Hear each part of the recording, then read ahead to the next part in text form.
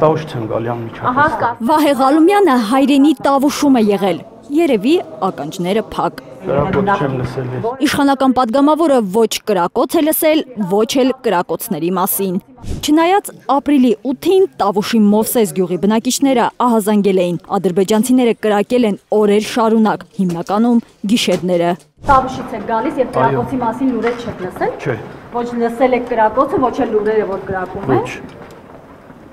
Բայց գյուղացիները ստում են։ Չեմ լսել նույնիսկ։ Հանգստացնում է պաշտպանության փոխնախարարը, ադրբեջանցիները անհասցե են կրակում։ Դրանք ոչ նշանառու կրակոցներ են։ Սարգսյանի այս հայտարարությունից ընդամենը րոպեներ անց պայթում է լուրը։ Ադրբեջանցիները վնասել են Սյունիքի մարզի Խնածախ գյուղի մշակույթի տունը։ Սրանից էլ հասցեական Իմ եւ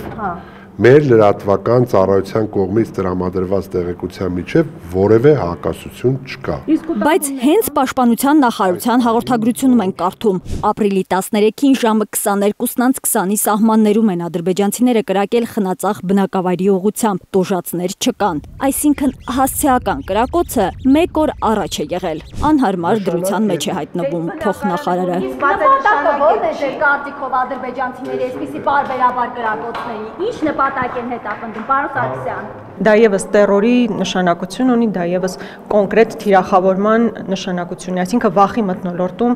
պահելու մարդկանց վախի մթնոլորտում պահելու նշանակություն ունի։ Թշնամին Սյունիքի Խնածախի ուղղությամբ առաջին անգամ չէ հասցեական կրակում։ Մարտի 31-ի կեսգիշերն անց ադրբեջանական ստորաբաժանումների կրակահերթերի թիրախում տներից մեկի տանիքն էր հայտնվել, մեկ այլ դեպքում տներից մեկի պատուհանը, ըստ խնածախցիների գյուղապետի տունն էր վնասել թշնամին։ Ասել, որ հասցեական չեն կրակոցները, մեղմ ասած սուտ է, բայց նա երբ որ պաշտպանության նախարարությունն է նման հայտարարություն տարածում, այդ ուղղակի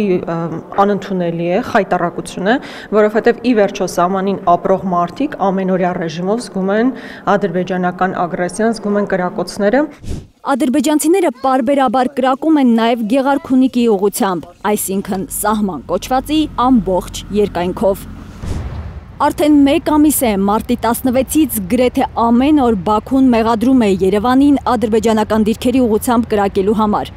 Հայաստանի պաշտպանության նախարարությունը պարտաճանաչ հերքում է այդ մեղադրանքները, հիշեցնում վարչապետ Փաշինյանի առաջարկի մասին, համատեղ մեխանիզմ ստեղծել հրադադարի ռեժիմի խախտման դեպքերը հետաքննելու համար։ Ադրբեջանը մինչ օրս չի արձագանքել այդ առաջարկին։ Չնայած այն շարունակական հայտարարությունների այս իշխանությունների կողմից, որ գնում են խաղաղություն հաստատելու ճանապարհով, ակնհայտ է, որ Ադրբեջանը որևէ կերպ տրամադրված չէ խաղաղության գնալու, եւ դա վկայում է ինչպես հողի վրա կատարած իր գործողություններով, այսինքն կրակոցներով եւ շարունակական վախի մթնոլորտ ստեղծելով, այնպես էլ նաեւ այնպիսի հայտարարություններով, ինչպիսին օրինակ Բայրամովն էր արել, եւ սահմանադրության փոփոխության մասին եւ մի շարք այլ նախապայմանների մասին, որոնք շարունակաբար խոսում են, բայց այս իշխանություններն ականջները կարծես թե փակում են, չլսելու են տալիս իրենք իրենց օրակարգով գնալու, որը իսկապես որևէ տեղ չի տանում։ Ընդդիմադիր պատգամավորի խոսքով Հայաստանի իշխանությունը կշարունակի հանդուրժել ադրբեջանական կրակոցները, քանի որ Փաշինյանին պետք է Ալիևի ստորագրությունը։ Եթե Ադրբեջանի նախագահը Զայրանա ու չստորագրի խաղաղության պայմանագիրը